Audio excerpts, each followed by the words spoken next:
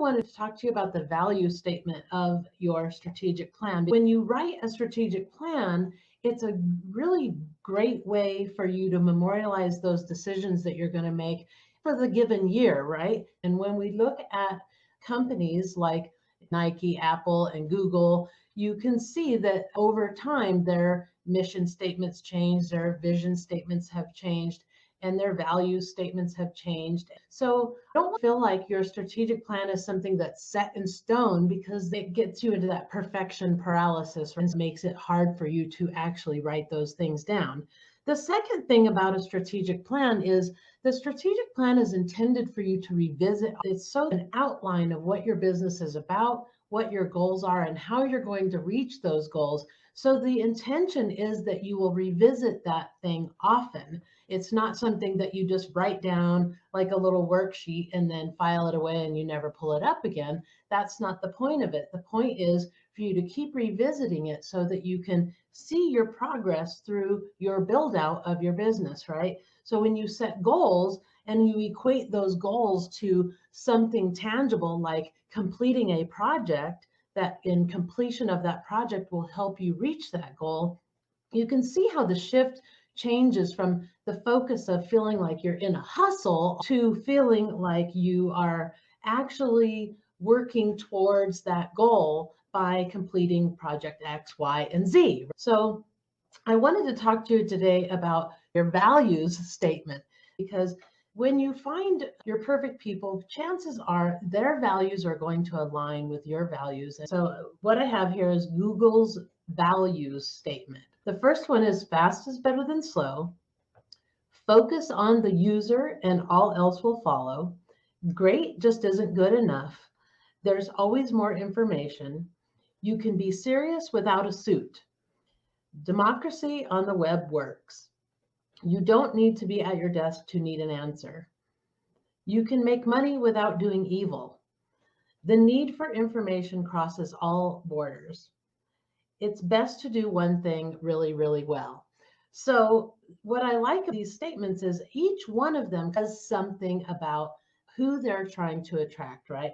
I love the you can be serious without a suit, because that is my motto. That is one of the things that is in my brand, that we don't need to wear pencil skirts and a tie, starched collars and all that to make an impact. We can be casual and make an impact. And this one I really like, you can make money without doing evil, because it's telling you as a client or a consumer of Google products is that they are ethical. They want to work with people who are ethical. They don't want to work with people who are hacks and that sort of thing. So let's look at Nike's. Nike's is do the right thing, be on the offense always, serve athletes, create the future of sport, and win as a team. So what are they saying? Do the right thing. Again, ethical, moral, legal, be on the offense, meaning take charge of your world. Win as a team is we're better together, right? We're better together. So let's work together. Let's do this together. And create a future of sport. And I like that one because it's about making an impact, right? Make an impact on your world, make an impact on the sport that you're playing, and be a part of it, be ethical, and do the right thing, right? And then let's look at Apple. So Apple's is accessibility, support education, a planet-sized plan, we're all in, privacy is a human right, racial equity and justice, supplier responsibility. Now they went into detail on theirs. I just didn't write it all down, but you can see what they're talking about. Accessibility is inclusiveness, right? Supporting education, making sure that all people can be educated. A planet-sized plans, they want to reach the whole entire world. They aren't just looking locally. We're all in, so they're giving their all, their 100%. They want you to give your all as well. The privacy thing, we all know Apple is big on their privacy and that, so I like that too. And then the racial equity and justice, again, inclusivity. Supplier responsibility is in the details that they wrote out. It's basically is that they have expectations and standards that their suppliers must meet. And so, that where they're ethical, responsible, and, that sort of thing. And so that they demand that of of the people that they work with. If you really look at these examples, and you can Google these yourself, you can find them. You can just say, you can just Google Google's values statement 2022, right? Or Nike's value statement 2022. And if you go back years and years and years, you might be able to see the history of how it changed.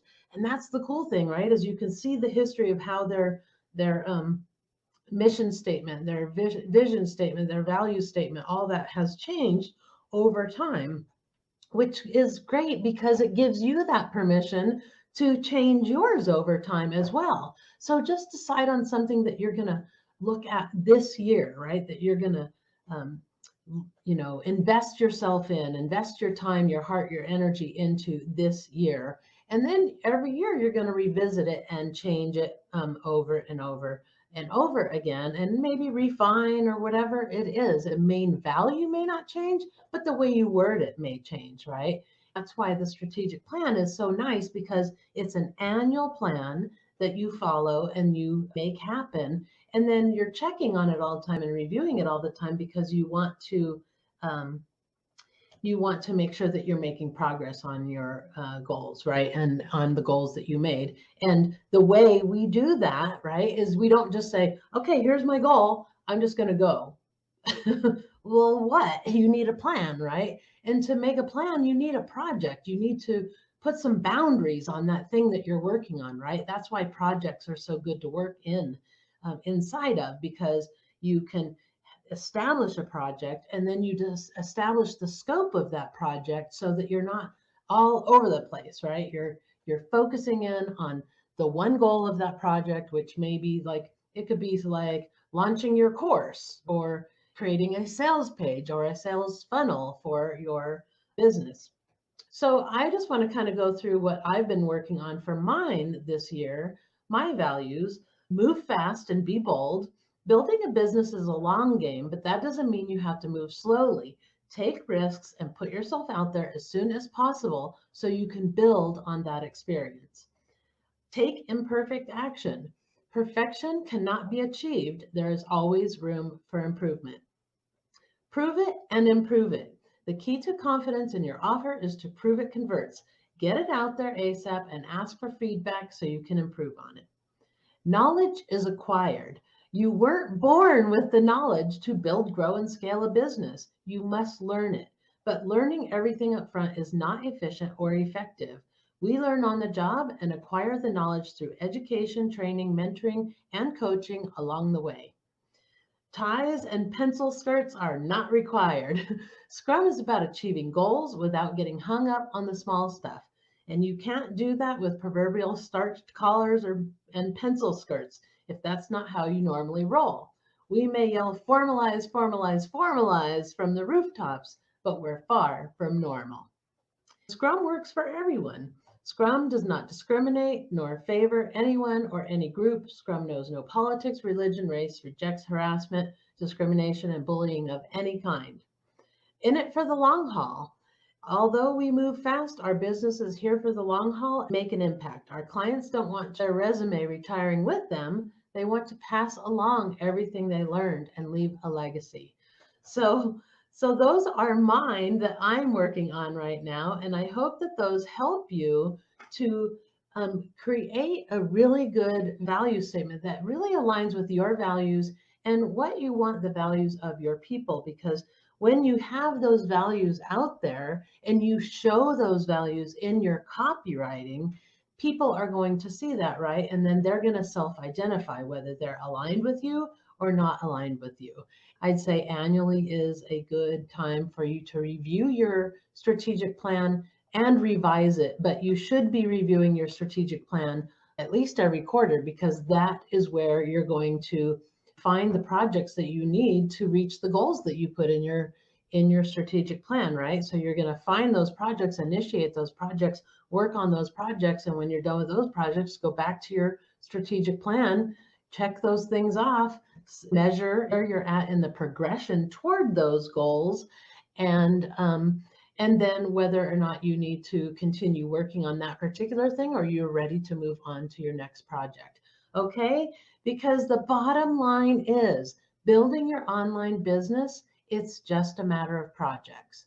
And with good project management practices and that keep you out of overwhelm and keep you focused on what you're really working toward, is going to help you stay for the longevity of your business and be here in 10 years, make a career for yourself. So write that strategic plan, start formalizing, because the more formal you get, the more legitimate your business will feel, and the more it becomes a separate entity from you rather than just an extension of you. And you can view your business from the CEO point of view rather than the emotional, it's my baby point of view, right? If you like this video, be sure to give me a like and a follow. And also make sure you go to my bio where you can find the links to my website and the free workbook to create your own strategic plan for 2023.